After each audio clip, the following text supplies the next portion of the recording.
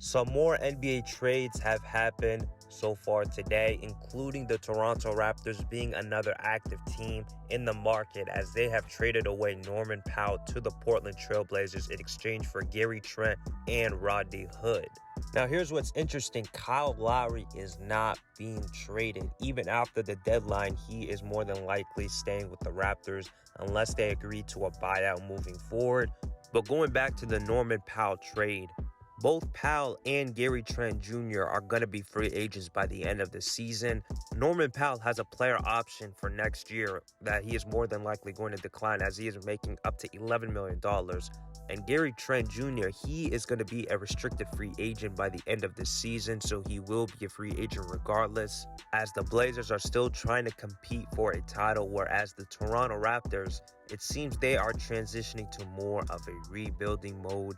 They are currently the 11th seed at the Eastern Conference, and they could still possibly move on from their best player even after the trade deadline in Kyle Lowry, as they have been in constant talks of possibly moving on from the all-star point guard and would more than likely focus building their talent around Fred VanVleet and Pascal Siakam.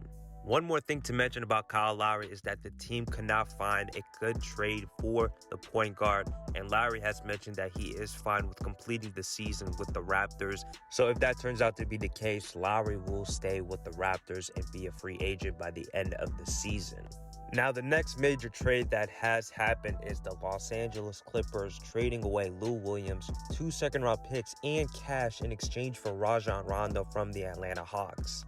Now, ever since Rajon Rondo has signed a 2-year deal with the Atlanta Hawks, he has not made much of an impact with the team, as it's been a disappointing results for both sides, leading to Rajon Rondo going back to LA, this time as a Clipper. Now, the Clippers, they were attempting to go after Rajon Rondo via free agency, but they couldn't make the money work once they used their non-taxpayer mid-level exception on Serge Ibaka, which then led to Rajon Rondo signing with the Atlanta Hawks.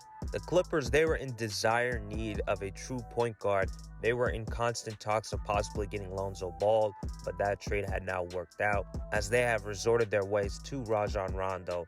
And it was most notable, especially in the clutch when the Clippers' offense looked stagnant and in sore need of ball movement. Rondo should help provide that, and even if he isn't necessarily a great regular season player, he constantly makes impacts in the playoffs when it matters most. The Clippers, they were so bad in the clutch that they have been outscored by more than 14 points per 100 possession in clutch settings, which is the 5th worst in the NBA. They weren't much better in passing situations, including ranked 17th in passes per game and only 24 in potential assists. And with the addition of Rajon Rondo, which is his biggest strength, is the passing game, this helps offsets the issue for the Clippers. That's all for now, you guys. Make sure to like the video, subscribe to the channel, and share with others, as I will see you guys next time.